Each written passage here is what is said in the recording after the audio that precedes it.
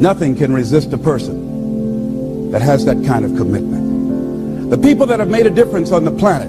When a John F. Kennedy said, we will go to the moon in the next decade, he spoke it. That was a commitment, and people shared that vision. People bought into that. We've had all kind of examples in history where people have made declarations, who have committed their lives to bring about a difference. There are people who are taking a stand today against hunger. I guarantee you it will be a part of our past at some point in time. Someone took a stand against polio. It no longer plagues us as it once did, because someone said, it is my commitment to eradicate it from the face of the earth. Someone made the commitment. The reason that we're here and enjoying the democracy that we have, someone made a commitment that whatever is required, if it means that I die. I remember Paul Robeson, here I stand, for I can do no other. And that's how you must be. Commitment means standing up for your life. It means honoring yourself. It means beginning to say and to see and recognize your alignment and oneness with the universe, and that you are a channel for life to express through. And we short-circuit it with anger. We short-circuit it with fear. We short-circuit it with envy. We short-circuit it by being lazy or apathetic or giving up easily. Why? We say, oh, it's too hard, it's too hard. We don't challenge our spirit. Ladies and gentlemen, there's nothing as powerful as the human spirit. You can't destroy it. You can pervert it, but you can't destroy it. I was reading Man's Search for Meaning by Viktor Frankl. What a powerful book. I'm reading it now for the 7th time. And he gives so many graphic examples of the power of the human spirit. And so what are some of the things that can fortify us and give us the kind of inner strength that will allow us to forward ourselves into the future by manifesting our commitments? Number one, commitment means in some cases going back to school, getting some training, sitting up in classes with people younger than you, putting yourself in a position where you don't know and that is awkward and uncomfortable, but because of your commitment to develop yourself, or to go back to school to get a high school diploma or to get a college degree, that it doesn't matter, feeling dumb and saying, what am I doing here, sitting up in some boring class? Commitment can mean a lot of things. It could mean that you begin to go back. You got to back up sometimes. It means to back up and not give up, to regroup, back up and regroup and come back again. Because life has waylaid you, because you got knocked down. I know when I was working on my dream, there were times I lost my house at one point. I lost my car. I was broke. My credit was bad.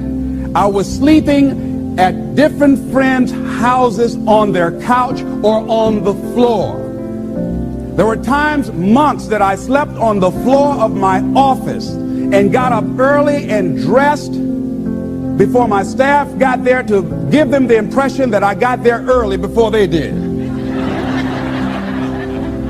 And we all pretend not to know what we knew, that the boss was staying in the office. So we never talked about it. But I refuse to give up on my dream. And what happens, they say, you know, in the prosperous years, you put it in your pocket. In the lean years, you put it in your heart. It makes me appreciate it even more. Even more. I wouldn't trade it. I wouldn't trade it for anything. The disappointment, the pain that I've gone through by keeping the commitment. Keeping the commitments that you have might mean taking a stand that's unpopular. Something was said one time. When you take a position, it says cowardice asks the question, is it safe?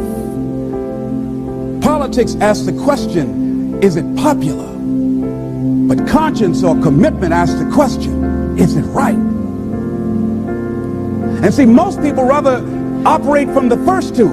Is it safe for me to take this position? I remember when I was a state legislator, I saw guys and women who believed in legislation very strongly, but because the Speaker of the House said, we won't go with that, they backed down.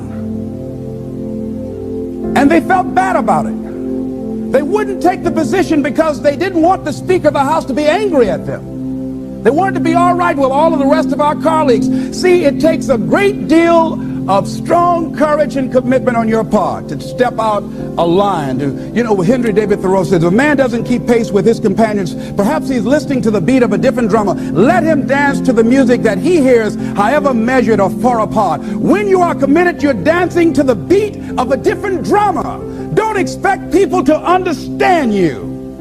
Don't expect it to make sense to anybody why you've got to do this, why you have got to go, why you leave. This is a good job. I'm going. They pay you well. I'm going. You just a few years for retirement. I'm going. Why? I don't understand. You don't have to.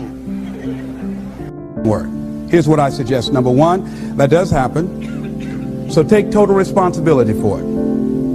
Just own it. Don't make any excuses on why you gave in or why you didn't come through. Just own it and face the flak, whatever it is, and stand up inside yourself. Next thing is, assess the situation.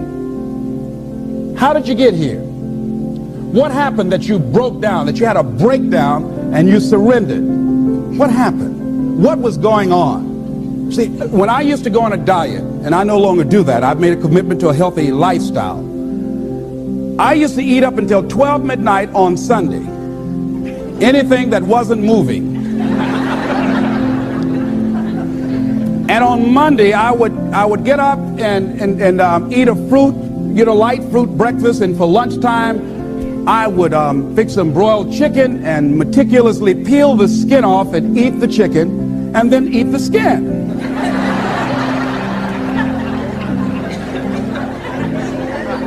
Do 5 setups, look in the mirror, and become discouraged because my stomach doesn't look like a washboard or one of the Avon Haley dances. And I say, what the use? And then I go to the refrigerator and eat food cold standing right there in the refrigerator. So when I evaluated where I broke down, I realized I can't have junk food in the house. So I changed my route. I stopped taking people to lunch or to dinner because I couldn't sit there and watch them eat. When I had to go someplace and speak and they were eating, I said, call me downstairs when it's time for me to speak, because if I sit at the table looking at them, the food's going to call my name. And I know this. So I had to begin to make sure that I wasn't putting myself in a position where I would give up on my commitment. Am I making sense to you? So I began to strategize around avoiding situations where I knew that I was going to become weak. Another thing I do when I don't keep my commitment, I either deny myself something or I do a trade-off. If a glazed donut takes advantage of me, then I require myself to do an extra 25 setups, or I walk for an extra 15 or 20 minutes because I got a hammerlock on my head and say, come on over here. So you might have to deny yourself something or do a trade-off. Do something that will offset it. The other thing is, start again. So what? You fell flat on your face. So what? Start again. Learn from the experience and start again. Don't count yourself out. Don't sentence yourself to a lifetime of being miserable, a lifetime of being broke, a lifetime of being unhealthy, a lifetime of being in a relationship that is no longer fulfilling to you.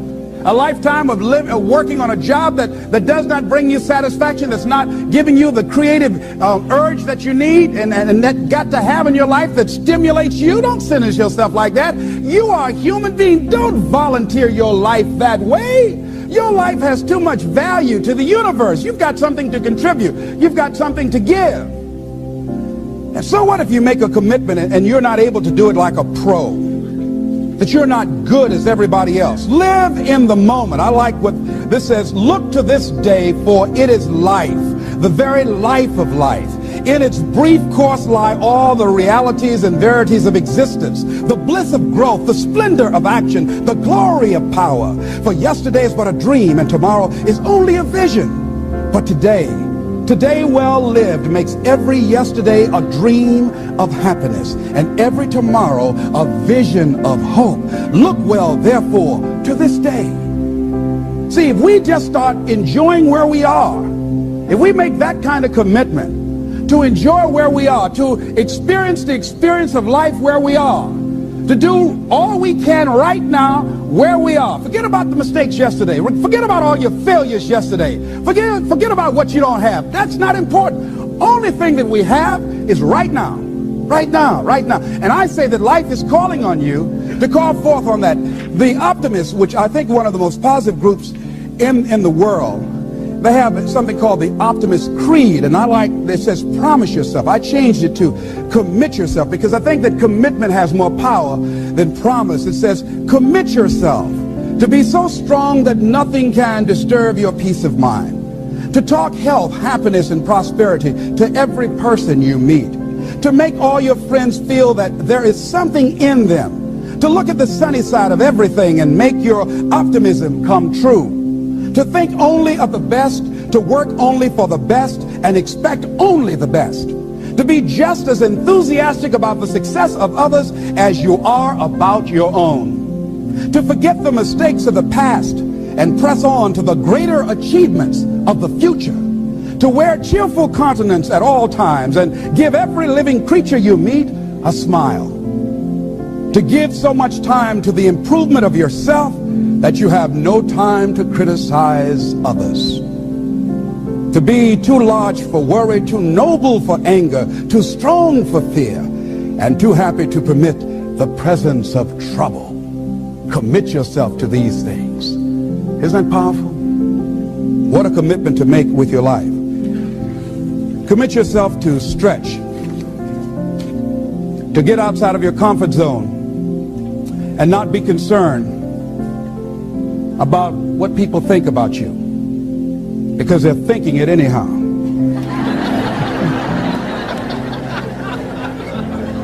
Don't worry about what they will say. They're already saying it. So what do you care? Decide that your life has so much meaning to the planet. Decide that you have something to give. That's why you're here. So you didn't just show up. You brought something here. You're on a journey. You have a destination, mission to achieve, to do, to implement, to perform, to experience. Decide to commit yourself to be an adventurer in life. Look out on life around you. Look within yourself and say, where is it in my life that I need to make a commitment right now? Where is it? That it might be for your health. It might be to be a happier person. It might be to make a difference in your community. It might be that. Where is it? I say that commitment shows up, and the man or woman who has some idea, some dream that they've been nurturing within themselves, and no one believed it, no one saw it for them, that they weren't masters at it, they weren't experts at it, no one would build a statue and ever call their name and recognize them. They never made it to the front page of the newspaper, but they had something that was theirs, something that was their baby, something that they loved and they believed in, and they just did what they could with what God gave them with their dream. Commitment shows up, and people that are willing to give themselves a chance, who look at their lives, look within themselves and say, I know that this just cannot be it for my life. I know that there's something I'm supposed to do. I don't know right now. Or maybe you do know. Maybe you do know, and you've talked yourself out of it. And I understand that. Because I'm late. No. Everything happens as it should. I got the courage to step out, to become committed. I was seriously not serious before. And I decided, it took me some time to build up the courage to become committed, because it frightened me. So I understand wrestling with it. I wish I could tell you I've been doing this for 20 years. I haven't. I'm just glad that I decided to become committed before I left here. And wherever you are, decide that you're going to commit your life now. And let it show up in your contribution. Let it show up in what you have to share. And whatever commitment that you make, honor your commitment as yourself. Honor your word as yourself.